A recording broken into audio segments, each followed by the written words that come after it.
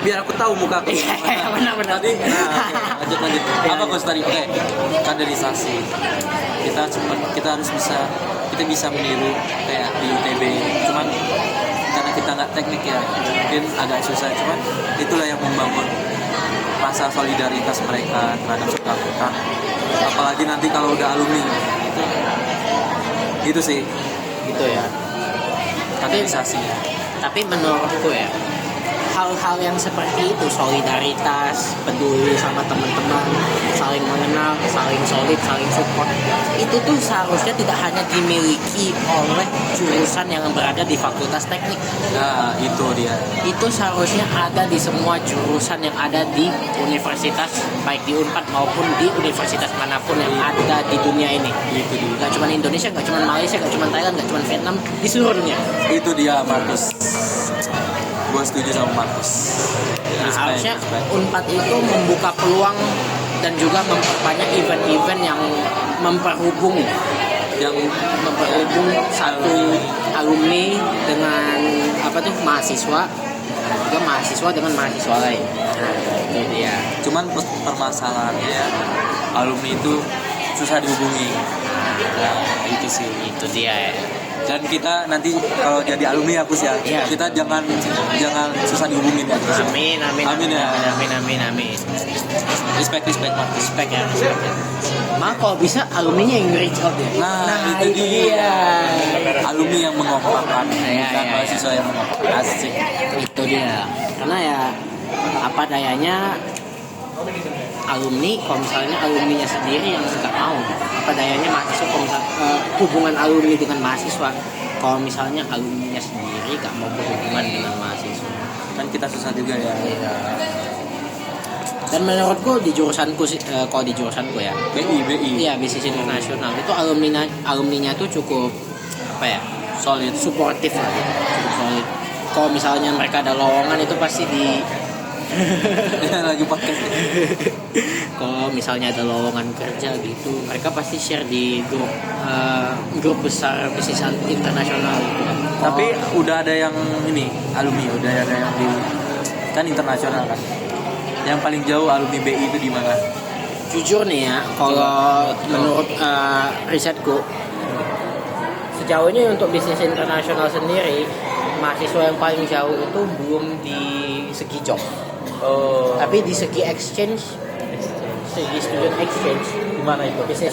bisnis internasional tuh udah pernah exchange ke tempat yang lumayan jauh lah. Di Jerman ada, di Inggris ada, pokoknya paling banyak di Eropa lah. Menurutku ya, yang paling penting itu sih nggak mesti jauh-jauh banget, tapi yang penting tuh ya pengalaman yang berharga aja gitu. Kalau agroteknologi gimana tuh? Alumninya banyak ke Jepang sih. Kita banyak alumni itu merawat dan yang lain tentang strawberry.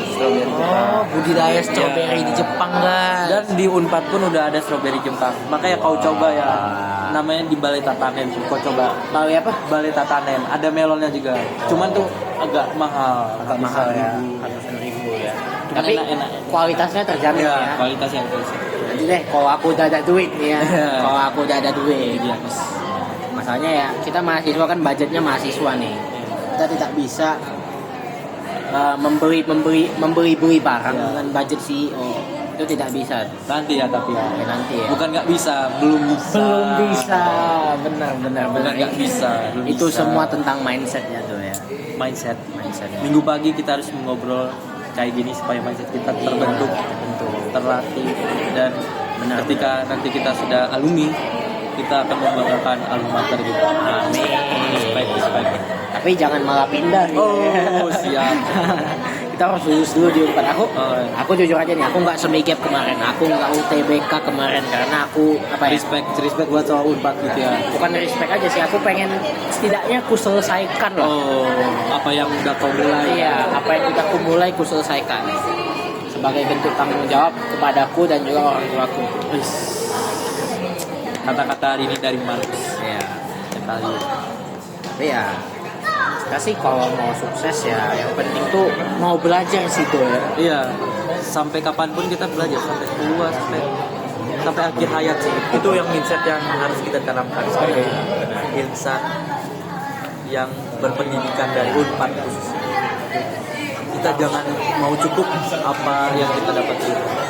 Tetap belajar, tetap haus akan ilmu. Tapi nih ya, kalau sekarang nih, menurutmu yang paling urgent kita belajar pokoknya apa nih yang harus kita pelajari di apa ya di fase sekarang ini? Apa ya? Apakah public speaking mungkin? Public speaking Mungkin bisa ya. terus public speaking sih Ya, karena public speaking lah ya. karena apa ya, ilmu itu sebenarnya ilmu yang kita bisa dapatkan di kelas kayak gitu tuh bisa kita cari sendiri gitu kalau kita benar mau. Nah mungkin yang nggak bisa kita dapatkan di luar kampus gitu, public speaking ya. Terus kita apa ya, membangun mindset ya kayak yang kamu bilang, terus kita menerapkan mindset karena beda ya, karena apa, kalau di luar itu kan kita bisa lihat dari buku ini kan banyak. Itulah yang membedakan kita anak Unpad. Harus punya basic soft skill yang lain lah ya. public speaking, terus tim network dan lain-lain. Networking itu penting sih. public speaking. Dan juga ya apa ya? Aku dengar di Agak jauh dikit, Oh, ya. jangan jauh Ya, kan. jangan. Nah, kayak Aku dengar di salah satu video reels Instagram itu tuh penting banget kita tuh harus jangan pelit ilmu. iya sih. Kita harus jangan pelit ilmu. Jadi kalau misalnya kita tahu sesuatu, kita harus mau dan juga secara aktif membagikan ilmu tersebut kepada orang lain. Betul. Jangan pelit ilmu. Jangan pelit ilmu ya. Jadi apa ya? Apa yang harus coba nih? Apa yang akan aku sharing ke lu? Oh, lu tau nggak? Kalau misalnya kita mau ekspor, Ya. kita perlu NIB. Apa tuh? NIB itu nomor induk berusaha. Oh, benar ya. Nomor induk berusaha. Nanti kalau aku mau ekspor barang-barang lewat kau ya, Gus ya. Aminkan. Kita harus sampai Aminkan, ya. solid ya. Respect lah ya.